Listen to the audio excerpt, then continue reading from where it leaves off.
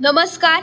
इथे जमलेल्या सर्व प्रमुख पाहुणे व शिक्षक वर्ग तसेच माझे सर्व मित्रमैत्रिणी सर्वांना विज्ञान दिनाच्या हार्दिक शुभेच्छा.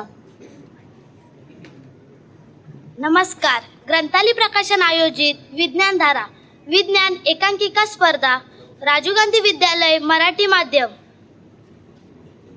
सादर करीत आहोत. विज्ञान एकांकिका. कचरा नव्हे हो ही तर निसर्गाची संपत्ती. कचरा नव्हे हो ही तर निसर्गाची संपत्ती. हाय प्रकाश, कसा आहेस? मी बरा आहे. तू कसाच महेश? अरे काल मॅडमांनी आपल्याला प्रोजेक्ट दिलेला, तू केलास? कसला प्रोजेक्ट? अरे काल मॅडमांनी आपल्याला प्रोजेक्ट दिलेला. आज विज्ञान दिवस आहे, तो साजरा करायचा होता. अरे हो, विसरलो. हा, मी तुला माझा प्रोजेक्ट दाखवतो. हाय. तू कालचा होमवर्क केलास का ग? केलास? हो, मी पण केला.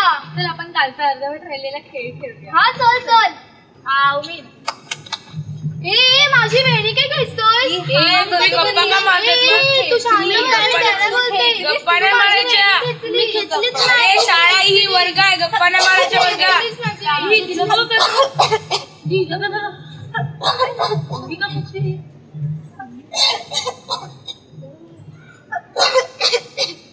शी यार, किती खोकला येतोय मला.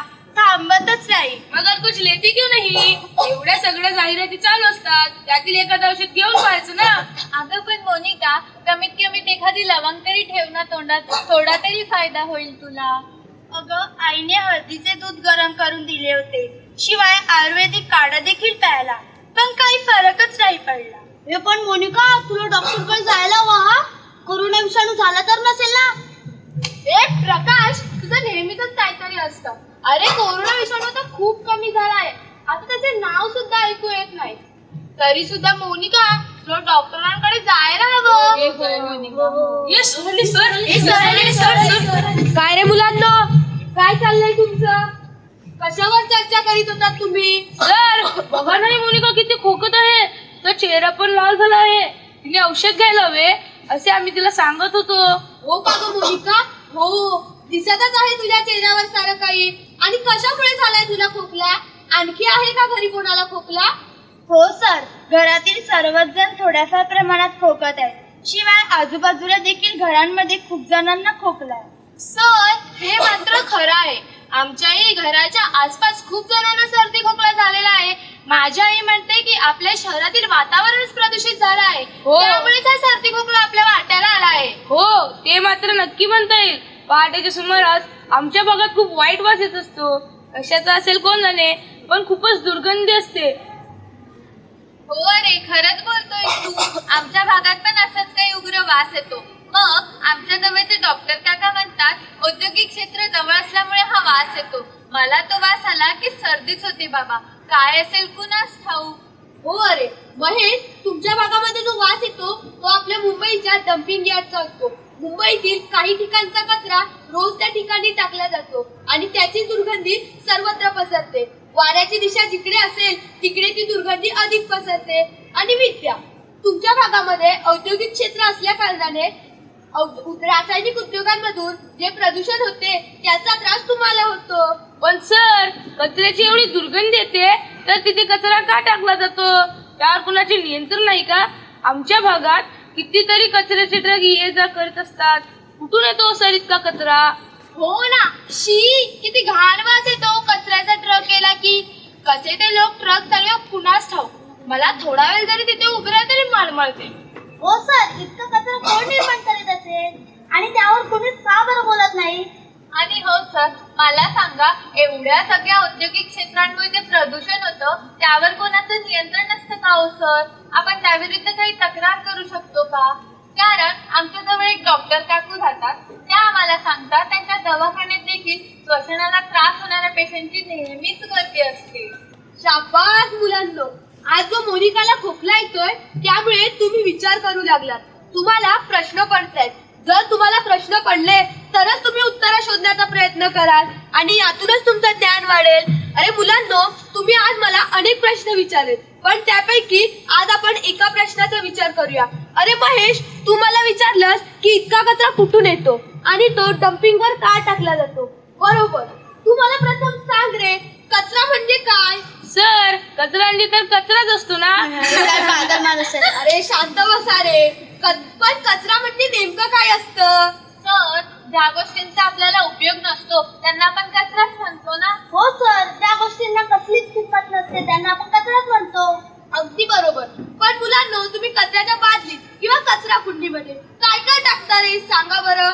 सर, आम्ही पेन्सिलला शॉर्पनर करतो तेव्हा शॉर्पनर मध्ये जे जमा होतं ते, परत बॉलपेनच्या रिफिल आणि फाटलेल्या कव्हर, हे सर्वही गोष्टी आम्ही कचऱ्याच्या बादलीत टाकतो. हो सर, घरी आम्ही फळांच्या साली, अजून भाज्यांचे देठ, कांदा, मुळा, गाजर यांचे छिलके, अजून फ्लावरचे दांडे, अजून टाकलेले अन्न, या सर्व गोष्टी कचऱ्यातच जातात. आणि सर, बॅटरीचे सेल, वायरचे तुकडे, खराब झालेले फोनचे चार्जर, याही गोष्टी आम्ही कचऱ्यात टाकतो.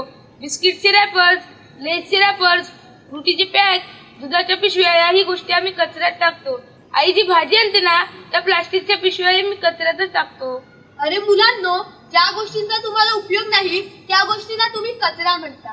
पण तुम्ही कधी असा विचार केला आहे का रे, की ज्या गोष्टींचा तुम्हाला उपयोग नाही त्या गोष्टी कोणाला तरी उपयोगी पडतील? सर, कचरा कसा कोणाला उपयोगी पडेल? तो तर फेकूनच द्यायचा असतो ना. हो सर, टाकलेले अन्न, भाज्यांचे देठ, फळांच्या साली, या कोणाला कशा उपयोगी पडतील? हा तर सारा नक्की कचराच आहे ना. अरे मुलांनो, निसर्गामध्ये कुठे कचरा कुंडी असते का रे? खरं तर निसर्गाच्या शब्दकोशामध्ये कचरा हा शब्दच नाहीये. अरे मुलांनो, तुम्हाला शेक्सपियर हे नाव माहित आहे का? हो सर. त्यांची नाटके खूप चांगली होती. त्यांच्या नाटकांची नावं सांगू शकाल? सर, मी सांगू? हा, सांग बरं मोनिका. सर, शेक्सपियर यांची नाटके खूप होती, पण मला 3 नावे आठवत आहेत. Hamlet, Julius Caesar, Othello. अगदी बरोबर मोनिका. पण त्यांनी असं म्हटलं होतं की what is there in name, ते मला मात्र चुकीचं वाटतं. कारण आपण कचऱ्याला कचरा म्हटलं आणि देशाचा उकिरडा झाला. जर आपण कचऱ्याला संपत्ती म्हटलं असतं तर असं झालं नसतं. कचरा उपयोगी आहे हे समजण्यासाठी आपण कचऱ्याला संपत्ती म्हटलं पाहिजे. आणि मुलांनो, लक्ष्मी पूजनाच्या दिवशी केरसुणीची पूजा करण्याची प्रथा यासाठीच असते. हो सर, आमच्याकडे पण केरसुणीची पूजा लक्ष्मी बरोबरच केली जाते. अरे, लक्ष्मी आणि केरसुणी या जुळ्या सख्या बहिणी, त्या दोघींना सहअस्तित्व असते. म्हणजे एक असेल तर दुसरी असते, म्हणून एकीची पूजा आणि एकीचा अपमान हे आपल्या संस्कृतीला शोभत नाही, म्हणून दोन्हीची पूजा करतात. हो सर, अगदी बरोबर बोललात तुम्ही. आमची आई पण आम्हाला हेच सांगत असते.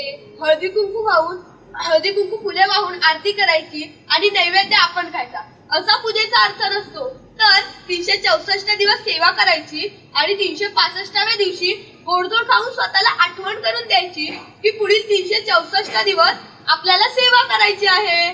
सर, तुम्ही किती छान अर्थ समजावून सांगितला पूजेचा. आम्ही तो आता कधीच विसरणार नाही.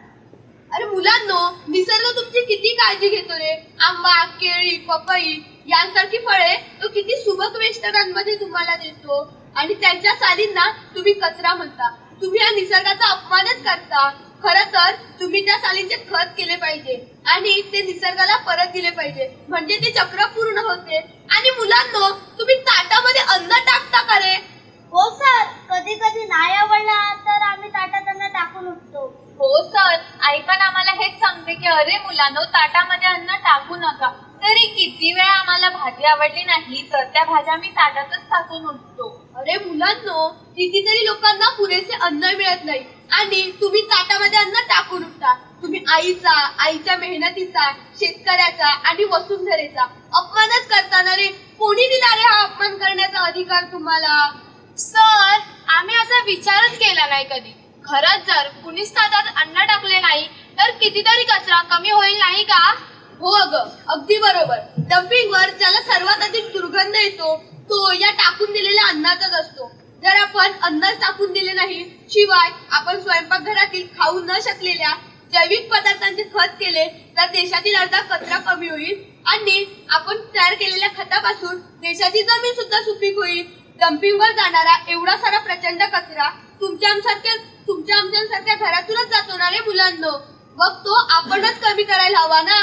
हो सर, मी बातमी वाचली होती की डम्पिंग यार्डवर एका बालकावर कुत्र्याने हल्ला करून त्याला मारून टाकले होते. हो अगं, डम्पिंगवर असे कितीतरी गरीब लोक काही मिळेल या आशेने त्या दुर्गंधीयुक्त नरकातून काहीतरी शोधून ओढून काढून विकतात आणि ते विकून आपले पोट भरतात. खरं तर ती दुर्गंधी आपल्यासारख्या कचरा टाकणाऱ्यांचीच असते. म्हणून अशा घटनांना देखील आपण अप्रत्यक्षपणे जबाबदार असतो.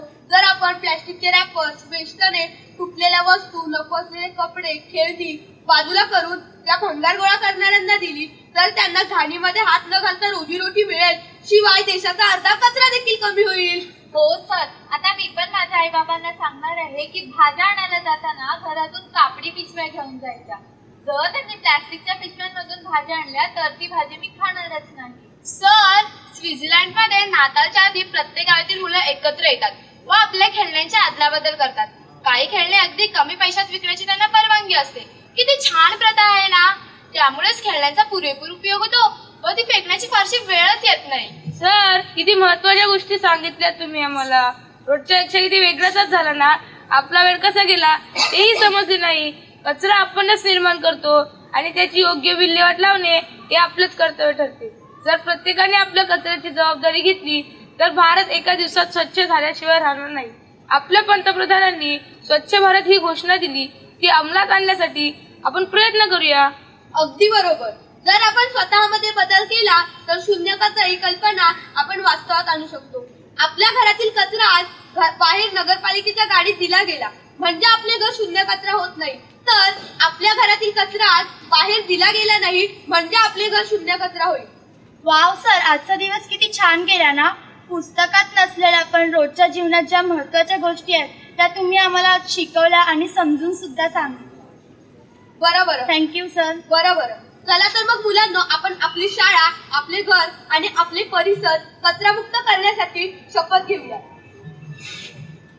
आम्ही आजच्या विज्ञान दिनी अशी शपथ घेतो की आमच्या शब्दकोशातून कचरा हा शब्द आम्ही काढून